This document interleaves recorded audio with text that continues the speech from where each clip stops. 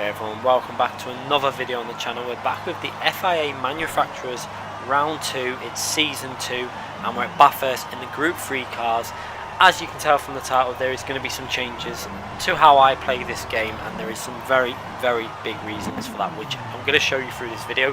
And I'm very optimistic about this because so far the testing with what I'm changing has really worked very well. Especially yesterday when this was the same combination up for the daily race, so everyone was used to it, everyone was up to speed, and I was racing some very strong drivers, and the difference in my consistency and race pace has been just a different level compared to what you're going to see in this race. So you see there some really strong drivers in the race. I'm starting P8 again. Qualifying was okay-ish, I wouldn't say it was particularly great at 203.1. It was a little bit disappointing because I was getting 202.6s and 7s, and this comes again to the consistency. I think this is why I'm going to change something. Some of you will have known from the previous video I've done today, I have actually started using a different view, and I know some people will probably be a little bit disappointed because, you know, the cockpit view does look amazing, it does look better, and it is more immersive. However, the fact that I just can't keep the consistency, I think it could be as well an issue with being car dependent. Some cars have a lot more visibility and are a little bit easier to drive from cockpit than other cars, but I think to be more consistent in every car, I need to just go through to the bumper view, which is what I've started using, and the difference is like night and day. I have to tell you now, it's actually opened up a lot more opportunities to drive different cars. There's also something which really strange is the handling is different. When you're in the cockpit, you do notice massive differences between different cars in terms of the handling. However, you go to the bumper view and cars are just in general a lot easier to drive. For example, the Nissan GT3, I could not drive that car from the cockpit view. I've tried many a time, and it's too powerful in the rear. It just wants to spin out too much. As you can see there, the race is starting. But from the bumper view, I had no issues with that car at all yesterday in the daily race qualifying. Could drive it perfectly fine. So as we go through the start of the race anyway, in this race you can see there, starting P8, got reasonably close to McLaren in front of me, driving the Corvette, very close to everyone's obviously slipstreaming. Mercedes very weak in a straight line now. I think they have definitely BOP'd this too much in terms of its power. I've noticed that even when picking up a slipstream of another car that wasn't getting one, it was still very hard to actually do any sort of overtaking with this car. I think they've tried to nerf it too much. They've took too much power away from it. I mean, you only have to look at the Corvette, which is a car that it should be similar to in terms of speed, and it just doesn't have the straight line speed of that Corvette. As you can see, look how close this is. You can see a lot of great drivers driving very closely through the middle section of Bathurst. Some great driving going on here now. As during this phase, obviously with everyone driving so close together, I was taking advantage of doing a little bit of fuel mixture change, obviously putting it to level 2 just to save a little bit of fuel. Obviously you don't lose too much time using fuel mixture 2, but you can see, look how close that is as everyone's going downhill section. I was trying to stay as close as I could to the Corvette in front of me without getting too close that if he makes an error that I would obviously come into contact with him. As you know, look how close that is there. The Corvette has a little look on Callum in the Ford, a very fast car down the straight. You know, this is the issue for myself and the Mercedes, is these cars in front of me are very fast cars down the straight, so I've just got to try and hold on to them on the straights and use their slipstream to help myself out down the straight, and try and stick with them as much as possible. As you can see the difference, look at the gap building up between myself and McLaren in that Corvette in front of me as we go down the straight. And I'm picking up a slipstream, but I just can't do anything about it. And I've also got a very fast Nissan behind me, the GT3, a very fast car. After driving that yesterday and actually hitting a personal best with the view change, it wasn't even the best of the lap, to be brutally honest. I hit a 201.6 in the qualifying, and I was on another lap with that car that was I think there was 3 or 4 attempts up through the middle sector to that lap, so it was heading for a very low 201, and that car is so fast in the straight line. It's probably equal to the Corvette and close to the Ford, but it's the acceleration. It's just got such good acceleration at this, and as you can see, again, look at the visual effect on the straights. You can see the distance where the Corvette in front of me is pulling away. The Nissan behind me pulled out then and then got back in the slipstream, and I think what he was doing is he wasn't actually trying to overtake me, because he could have just got past me easily. I think what he was doing was trying to make me think that he wanted to get past, but he was just doing what I do sometimes, where you do it but you're saving fuel and you just don't want to give it away. So that's what I think he was doing at that phase of the race. maybe he could see how close all the cars were just in front of me, and he's probably thought it's not really worth wasting fuel to get through there. That's the issue with this with these races, is when you're stuck in a position like I am and the car behind, there's no point burning your fuel away and using that one mixture. You might as well just try and do some short shifting, try and use that fuel mixture 2, 3, etc., especially through the middle section of Bathurst and the downhill section. You can really get away with using like mixture 6 and stuff, because it's downhill. It's a lot of off-throttle coasting, especially this part now. It's just a lot of off-throttle coasting, so it really does help that fuel consumption by just putting it to level 6, so that when you get, and especially down here now, you're getting on the power, you're not losing too much time by using level 3 and stuff. But then you want to get on level 1 to really get on the power. As you can see, getting really close to the Corvette in front of me now, trying to get that slipstream. You can see the gap, you know, build and build and build, and then once I start picking up a bit of a slipstream, at this point I want to be closer to him to try and make a move, but I'm too far back at this phase, you can see, so there's no point me carrying on with that one mixture and getting really close to him in the braking, especially when I could see that they were going to start battling. So I decided to save a bit more fuel, just hold back in. There's a bit of contact, McLaren runs a little bit wide, he's pushed off, and I had to back off the throttle massively now. Actually nearly came into contact, went to go right, and the Nissan drivers took the right hand side, so I was stuck, and then I had no visibility at this stage, you can see, and I actually tapped Callum, and I did apologise to him at the end of the race for that. He nearly lost it, and then the Nissan driver, seeing Callum losing it, backs off on the straight, and I come into contact with the Nissan, and I have a feeling I got the penalty through hitting the Nissan rather than Callum, so I got a 5-second penalty, but I did deserve the one from, if it was for Callum, I deserved that, because I just couldn't see where I was going, came into contact with him, and he nearly did lose control. Very similar to what happened when he hit me in Suzuka, to be fair, in the Group 4 race a while ago, but I apologise, it wasn't deliberate, and luckily he didn't really lose a massive amount of time. Unfortunately, I've got a 5-second penalty there, but that was my own fault. I take that penalty. That was, you know, it's just a case of unsighted for the braking. It's a very hard braking zone if you're unsighted on the left and right, and it just caught me out massively. I think they braked a little bit earlier because they were going side by side as well, and I just got totally caught out, and big error by myself. As you can see now, going through the middle section, using that fuel mixture 2, trying to save a bit of fuel, so that obviously when it comes to the pit stop phase, I knew that they would be saving fuel in front of me also, because when you're in this situation, you find that everyone just tries to do it to try and outdo each other in the pits, because you can't overtake in this part of the track. No one makes a move here. It's too dangerous, it's too risky. You have to use common sense and try and do your overtaking on the straights. You can see there Callum gets massive sideways action, nearly loses that forward. I'm just trying to stay with him now, trying to get that mixture back onto 1, and as I get on the power there, you can see I go to fuel mixture 1, and now watch the difference here now. As I'm in his slipstream, I go to have a little look to overtake, but as soon as I come out that slipstream, I just can't do it. Watch, as you see now, you're going to visually see the difference here now. I go to overtake there, and then watch the difference in straight line speed. I can't get past him, because as soon as I'm out the slipstream, that Ford is just faster than my car. A little bit frustrating, but again, nothing you can do. As I went a little bit deep onto that corner, missed the apex, and nearly got overtaken by the car behind me, but luckily got away with that. As we jump on now with the TV replay cameras, and you can see some very close driving going on.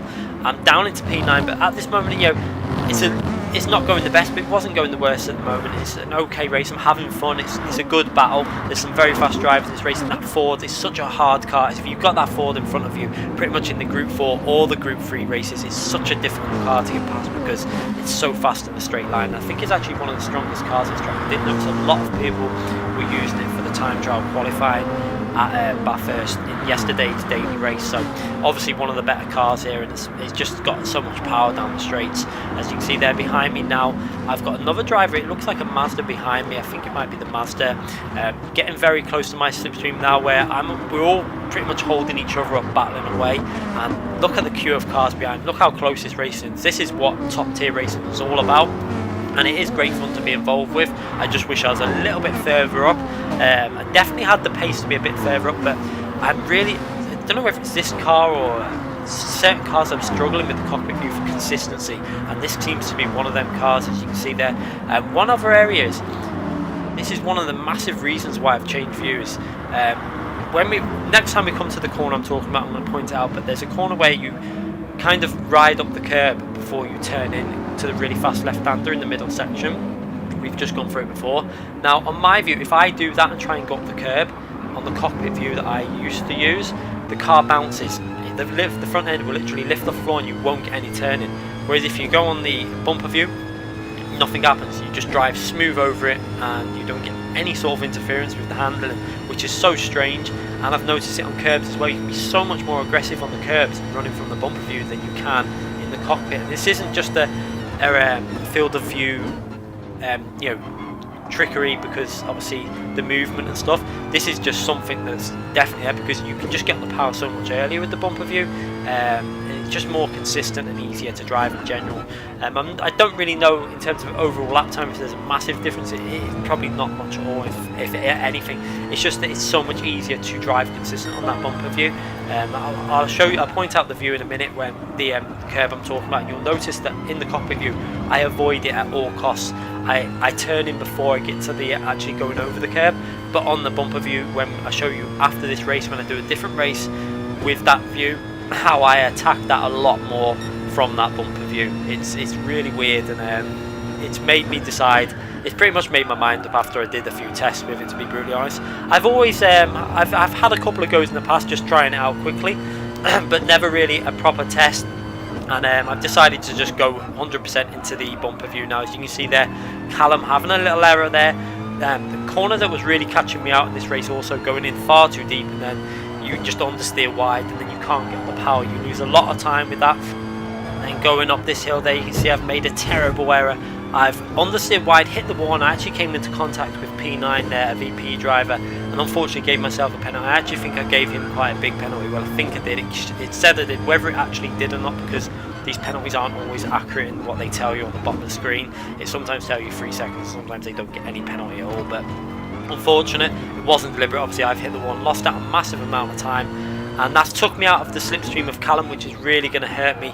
It was actually helping me out down the straight in a way, because it was giving me that boost down the straight, and now I've got no slipstream to the car in front. So an error by myself, really bit of poor driving. I didn't turn in, and this is one area again why I'm choosing to use that bumper view, because on the bumper view it feels like you've got a much stronger front end. I think partly this is because you've got a better field of view and you can see more, so you can position the car a lot better.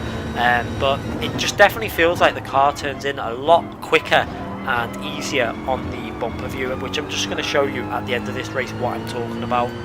So because I made that error, I decided I'm going to have to pit early, because I've made some horrible errors there, lost a bit of time. So I thought maybe I can try and pit 1 lap earlier on obviously the first stint, pit a lap earlier and try and do some sort of undercut, get some lap time back, because you've got to do one stint, either 6 laps or 5 laps. It didn't really make much difference which way you chose. This way there was a chance of obviously gaining a bit of time. And you can see I actually went in the fuel pits with a reasonable amount of fuel, a bit more than some of the other cars around me. So I decided to go a little bit higher on the fuel bar, just to give myself, you can see I go over quite a bit there, to give myself the option of driving a little bit more aggressive now all the way to the end, and try and push a bit harder. You can see they're coming out the pits just in front of I think it's a Renault RS01, and behind I think someone who hasn't pitted in the Nissan GTR and TX3 driver. So now what I've got to do is try and really set my mind to putting some reasonably good laps in, because this race has really not been, the race pace has been terrible. I mean, a lot of it has been because of traffic, but really I wanted to be in the low 203s, you know, mid 203s at least. And this is another area where the consistency is not really helping me out with this view. I think I just, if you look at everyone else who's some of the top drivers, I don't know if there's many other drivers that are using the onboard view, and I feel like I'm putting myself at a disadvantage through using this. I do enjoy using it, but it's again that curb, that's the curb there where if I go over it, you can see I avoided it, and if I hit it though, it bounces the car, but on the other view it doesn't do anything to the car. As you can see, caught up to P15 now he's starting to hold me up a little bit as I'm trying to push. Back end starts going a little bit loose when I'm trying to be really aggressive, and now I've got to get on the power as early as possible. He has a little moment there, and I had to go to the left hand side, so I couldn't get on the power maximum because he was there. I had to kind of let him get back past me now, so I can pick up his slipstream to try and get past him. You can see the difference in power on the Nissan compared to my car, and I think he actually decides to do some fuel saving at this point, because his car slowed down quite a bit there, and I know that Nissan is a lot faster than that. You can see getting up to about 172 miles per hour. The Nissan hits about 174, 174 at the end of that straight without any slipstream, and that shows you the difference between these two cars. Even with a slipstream, I was only hitting about 174.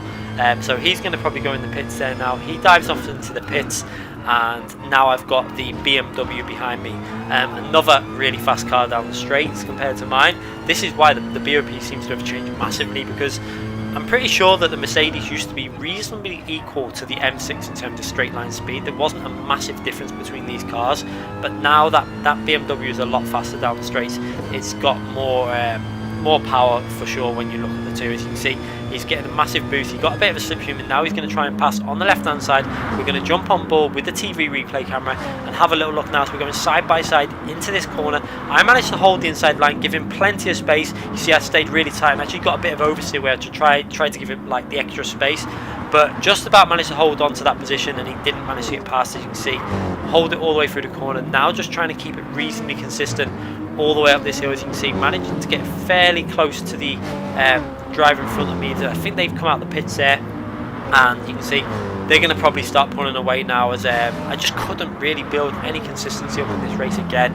It's really been an issue for myself driving these Mercedes cars, and like I say, I think some cars, like the Megane Trophy, the reason I think I like that car is not just because of the handling, but because of the visibility. If you go on the cockpit view when you drive that car, have a little look and look how much view you can see. So much out of the window. It's just got so much visibility, and it definitely helps in terms of using that view.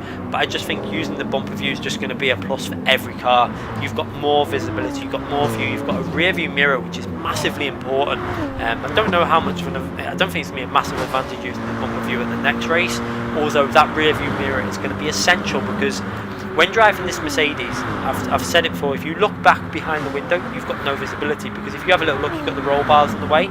If you're on board in the cockpit, you look back, you've got no rear view visibility at all.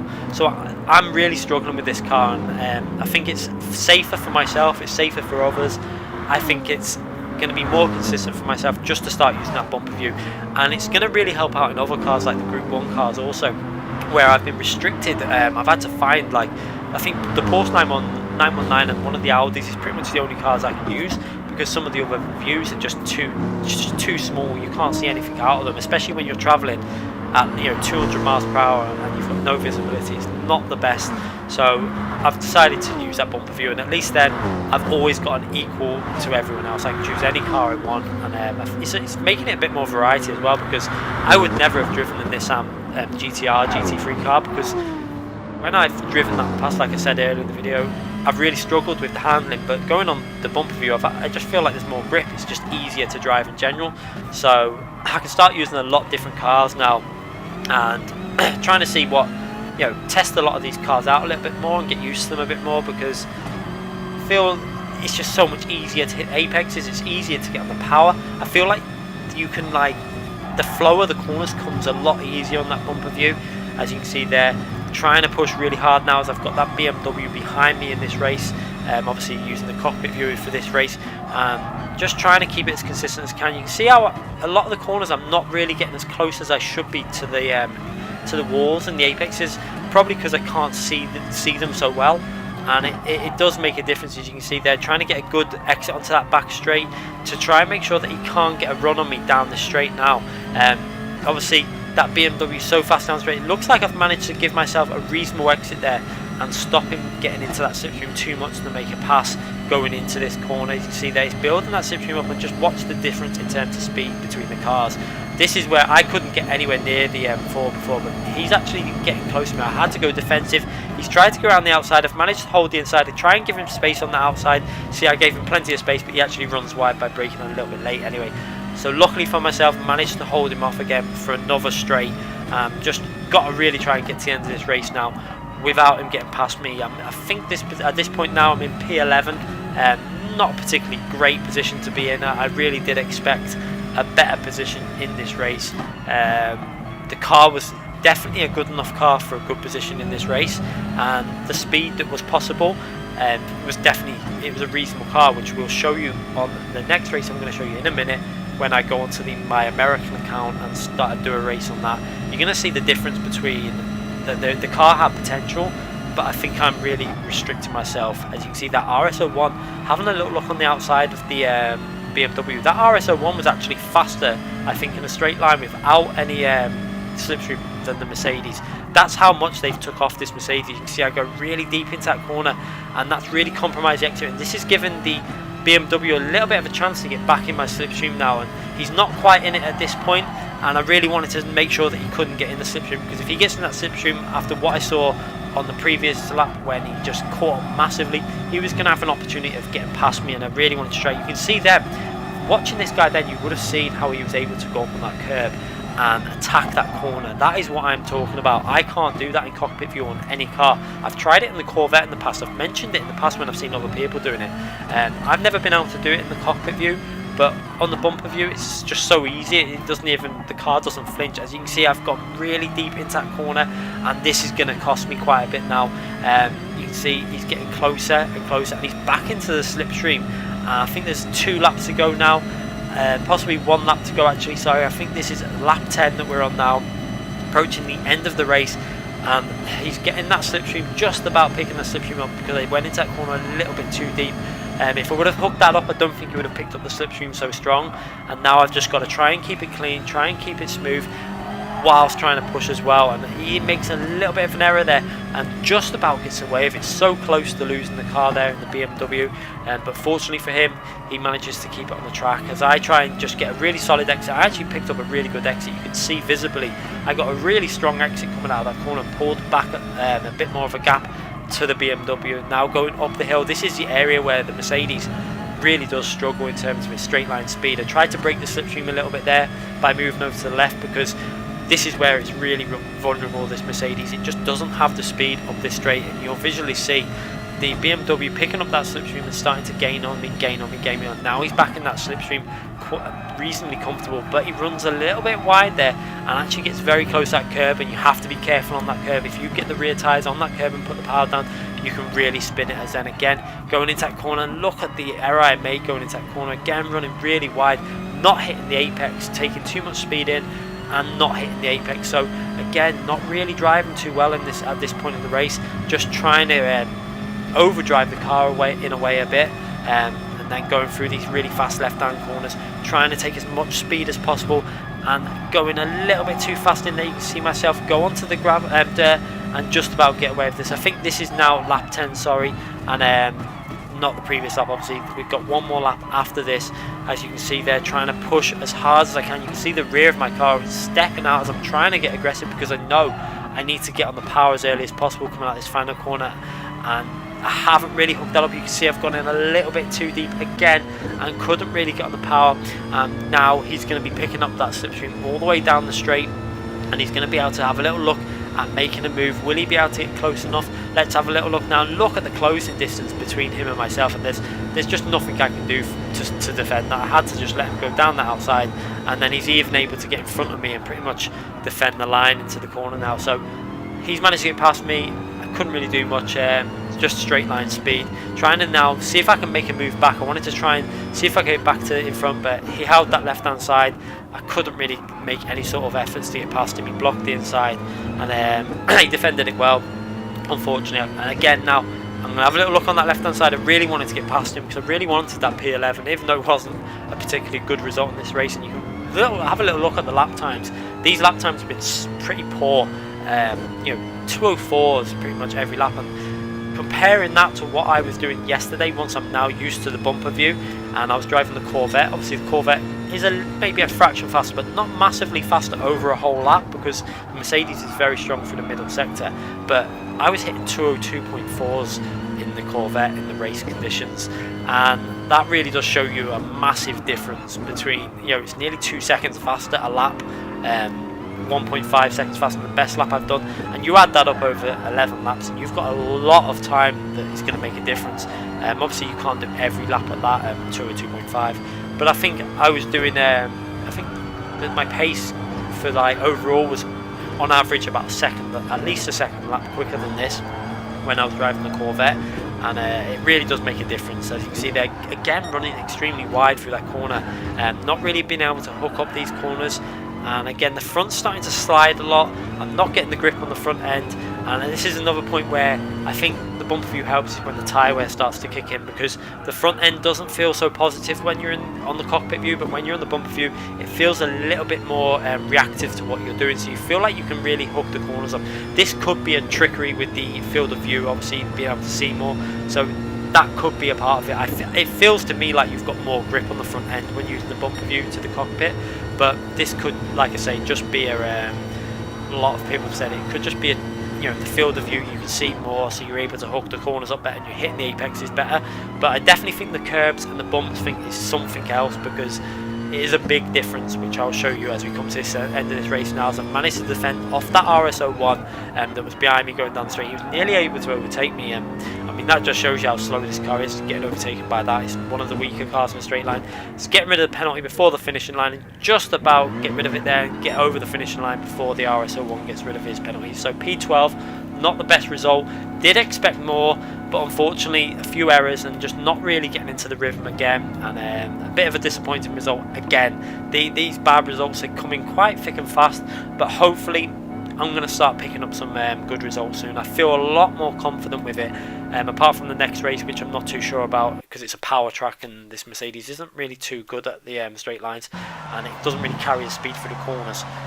Well, I'll do my best in that race anyway, but now we're going to run through to the next race. You can see this is obviously racing some fairly weak opposition because I haven't ranked this account up, but it's a good race to test the consistency, and because I knew I'd be out in front, obviously, and able to just drive this car and see and get the feel for it. This was with about 30 to 45 minutes worth of practice. I've never really properly driven from this view, so it was quite tricky, to be brutally honest. The area that I was having trouble with to start with when I was using this view was judging the width of the car. Comparing it to the cockpit view, you kind of have a sense for that because of other games where I've driven from that, but this, it was a little bit tricky. I mean, it did take me a bit of getting used to, but once you get used to that, I think it'll be fairly simple. The only other area which I've had a bit of trouble with yesterday at this track when driving this car was the knowing where your front of your bumper is, because when you're driving on the view, you kind of think that the bottom of the screen is where your front of your car is, but it's not. It's a little bit further up, and the amount of times that I was driving behind someone, slipstream, and go to pull out and I hit them because I thought I had a gap, but I didn't, and then I get a penalty, he gets a penalty. It happened about 3 times because I just couldn't judge the distance. Now look at that, how I can go over the curb this time. It's such a big difference, and it gives you so much better turning through the corner, and it's more consistency than it is anything else. As you see now, going through the downhill section, and I'm able to really get over the grass and get close to the wall. As you can see there, got a little bit of oversteer as I tried to get the power too fast, but I knew I'd make errors in this race because my first ever race with this car. But getting on the power, the final corner as well is an area where I can massively make up time compared to using the cockpit, because I can stay a lot closer to that wall on the left hand side. You can judge it so much better. You can actually get on the power. It might only be a tenth or so earlier, but you're able to get on that power that little bit early, and then it just gives you so much more speed down the straight. As you can see there, going into the braking zone. And again, these are the corners that I find you can flow a lot better. You feel like the car flows using this view. And the advantage for me now using this view, obviously the rear view mirror, massive help, because I just couldn't see anything when looking back with this car and driving the cockpit. Obviously not racing the top ranked races in this race because American account, so hopefully I'm going to get this account ranked up to start racing some of the better drivers within the American lobbies. Obviously I think that I'll have the pace to be reasonably close, because in general there are some very fast drivers on the American lobbies, but in general the competition is not quite as broad. There's not as many fast drivers. But now what we're going to do is have a little look at the lap time difference between this car. You can visually see I'm able to just keep it flowing, and this was, considering this was my first ever go, I think I've improved from this quite a bit. Yesterday I really should have done a race with the Mercedes, because I carried on practicing after this race, just trying to get used to the Mercedes from this view, and just found that I was hitting 202.5s in a private practice lobby that I did after this, and 205.5s in racing conditions to 202.8, and then it was obviously depending on the fuel level. Some laps were 203.2s and 3s and stuff, but I was able to get down to a 202.5. As you see there, going through that sector, purple sector, expected that, but noting the time, you can see by the sector split, this lap was already going to be miles faster than any lap I did in the previous race. And in that previous race, I had opportunities to do it on the last 3 or 4 laps. I had the fuel to run aggressive, I had new tyres, but I just couldn't hook the corners up. And you can visually see how much smoother I can drive on this view. It's quite a big difference. I would have to say that as much as you like using the cockpit view, there is some clear advantages for me using this view. It is smoother to use, it's more consistent, it's not as immersive, kind of, although it kind of feels like a new game for me now, because I'm able to drive so many more cars, and I feel like I will be a lot more competitive driving this view, and I'm going to have a lot more awareness around me. You can visually see a lot more field of view, because you can see further to the left, further to the right, and I can also see behind me. As you see, I go over the line on 203.3. So that was my first ever lap, pretty much, in a race situation, driving this car at Bathurst, and I've pretty much nearly matched my qualifying lap that I did in that session, one before in the European servers. So it does show you that, as you can see, they go through the sector again, purple, trying to just keep consistency. I think I was on one lap. I was actually on a really good lap. I think it was looking like a 202.7 or something, and I hit the wall and still went over the line on like 203 something. But you can see this is a corner now. I'm able to get so much closer to the walls because you can judge it so much better. And even when the rear steps out, you feel like you can hold the power and get back on line so much easier. It is really weird, but this is the corner that you can see now. When you go through here now on this left hand, and then watch how I go over the curb on the right hand side. Look how I get the car on the right hand side, over the curb there, and then chuck it in. I cannot do that when I'm driving on the cockpit view. The car will literally it will bounce up in the air, and it will lose the front end, and it will understeer, and I'll end up going wide onto the grass or the gravel, and you're obviously going to lose a lot of time. So you can see the difference it makes there. As you can see, going through that sector with the purple time, going through this corner again, you can see the difference in terms of how I'm able to get the power so much earlier, and I'm really looking forward to getting to some tracks that I'm good at, that this car will be okay at as well, because I think the competition is going to be a lot stronger, a lot better for myself. I'm going to be able to put in some reasonably good results. I'm really looking forward to uploading the races that I did. I did quite a few races. I might do the races, as there was about 2 or 3 races where I was racing Aaron and DK Derrick and Nisman, IRT Nisman. IRT Nisman is one of the very fast drivers at this track. I remember when I first got in the game, he was so fast at this track. I had a really good battle with him. To be able to battle with these drivers at this track, as you can see, I go over the line on another 203.5 there, so a reasonable lap. But like I said, to be able to battle with some of these drivers at this track, which isn't my strongest combination. Group 4 I'm fairly good at here, but Group 3 I wouldn't say I'm the strongest. But to be out as close as I was to them yesterday, after they've done a lot of practice for the FI races, was really promising, and it really did make me think that I'm going to be able to get some really good results soon, even driving this car. Because the frustrating thing about this car is it's actually really good for this middle section. It was I should have really been doing better in my race. Obviously, I think if I would have been using this view and I've been practicing for a long time in this view, I would have had a much better result. But obviously, I've never really bothered to try this view out, because I know that TRL Lightning uses this view. I know that the majority of drivers use either the hood view or the bumper view. I don't really know if there's many others that use the cockpit view. Again, you can see, look how I can just ride that curb and the car does nothing. I've had the same experience in terms of bumps at Suzuka today in the Group 2 cars. Going through the last chicane, the car just rides the curb so much easier from the bumper view than it does from the cockpit view. It's just so strange. You don't feel the rear going loose anywhere near as much, and you can just get on the power and lay the power down. As again, going through that corner reasonably well, and going down this back straight, and going to go through the middle section. Let's have a little look at the middle section, because I don't think this was particularly a strong lap. I might have made an error somewhere. Let's have a little look as we go through there. And it's actually going through a purple sector, so this lap is actually strong, going okay so far. No, it's not been brilliant. It's still purple sector. You can see the consistency. This is what I'm talking about. It's a lot easier to keep the car consistent and just keep reasonable small. As you can see there, nearly lost it but managed to save it. That's another area. I think it's easier to save the rear end as well. When you do come into a situation where you put power down, it feels a little bit easier to save things from this view. As going over the line, lost a little bit of time with that little error, but again, so a 203.3, 203.4, 203.5, and then we've skipped through now. You can see the lap I had, lap 5, which was starting to coming up to some back markers, caught me out a bit. I had ghost cars in front of me, and now we're on our first lap from obviously changing tyres and trying to obviously put another good lap time in. So well ahead of anyone else in this race. It's pretty much expected. Obviously racing a lot of B-rated and I think D-rated drivers pretty much in this race, because obviously my safety rating was fairly low as well. There was actually an S-rated driver in this in the Beetle, so obviously a Volkswagen driver. Not many of the American people have been using Volkswagen, so he managed to get himself as an S-rated driver. This is the area where I think they needed to make a.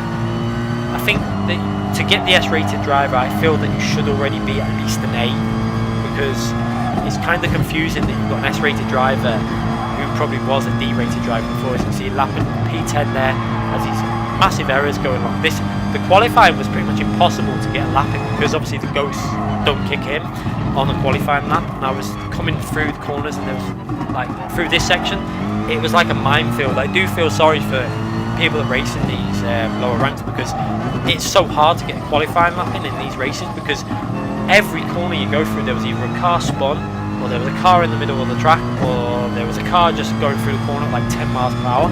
It is really difficult, and you know, I can understand a lot of frustration that people get when they're racing down in the lower ranks. Obviously it must get really frustrating, but you can see there, going through the sector split, another purple sector, so fresh tyres, lower fuel, and I'm able to start driving a little bit cleaner now and put a reasonable lap time in, as you say, hitting that curb up.